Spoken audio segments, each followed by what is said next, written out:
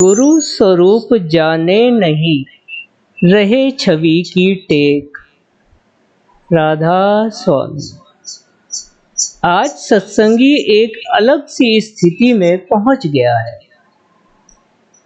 जब परम संत हुजूर बाबूजी महाराज देह स्वरूप में मौजूद थे, तब भी भटक रहा था, और अब जबकि कार्रवाई गुप्त रूप से सबको संभालने की हो रही है, तब भी किताबों में ढूंढ रहा है।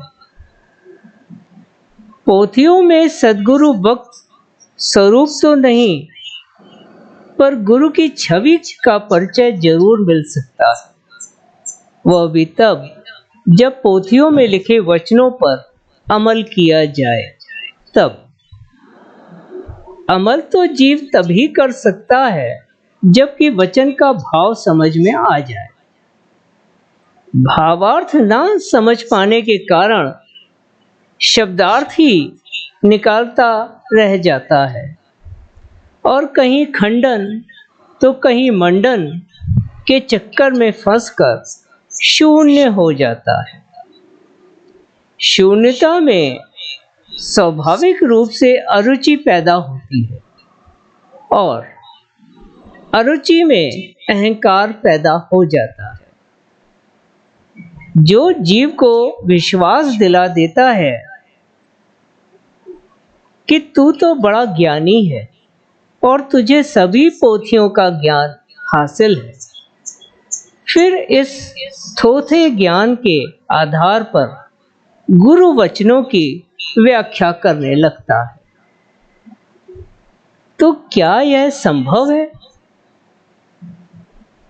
गुरुओं के वचन निजी अनुभवों पर आधारित होते हैं, न कि पुस्तकीय ज्ञान पर। सतगुरु ज्ञाता है, न कि ज्ञानी। सतगुरु के वचनों का जब तक भावार्थ न समझा जाए, वचन अंतर में नहीं समा सकता।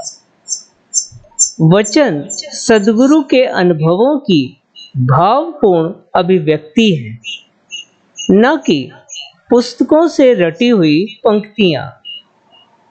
पर शब्दार्थ करने वाले भावार्थ की रीत नहीं जानते, इसीलिए वे शब्द जाल से सद्गुरु की छवि तो बना सकते हैं, पर अंतर में स्वरूप कभी प्रकट नहीं होता। स्वरूप भाव से प्रकट होता है, न कि ज्ञानपूर्ण अतिशयोक्ति से। वह भी सिर्फ अंतर में ही प्रकट होता है। ज्ञान तो सिर्फ बुद्धि के घाट पर छवि ही प्रकट होती है। वह भी दिमाग है। दिमाग घूम भी सकता है, और बुद्धि भ्रष्ट भी हो सकती है, पर विश्वास कभी डिग नहीं सकता, क्योंकि विश्वास का आधार होता है जीव का अपना अनुभव। अनुभव करने से प्राप्त होता है, पढ़ने से नहीं। यही एक ज्ञानी और ज्ञाता का फर्क है। यह छवि और स्वरूप में अंतर है।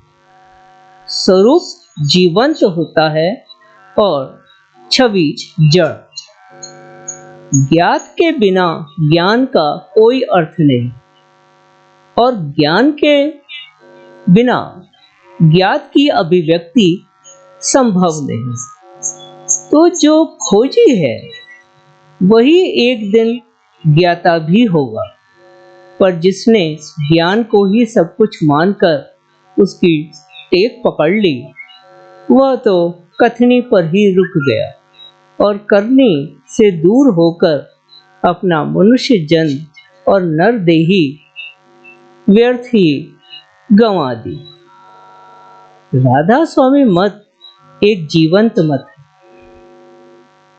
और उपदेश अपने वक्त के सद्गुरु पूरे के स्वरूप के ध्यान करने का है।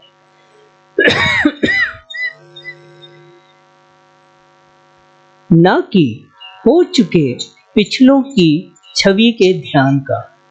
अतः उचित है कि गुरु वचनों पर मनन व चिंतन किया जाए, ना कि मात्र अध्ययन। राधा स्वामी सदा सहाय। राधा स्वामी।